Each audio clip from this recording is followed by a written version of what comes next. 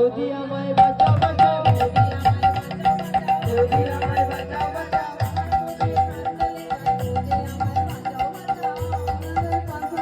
বৌদি আমায় বাঁচাও বাঁচাও। হরে কৃষ্ণ।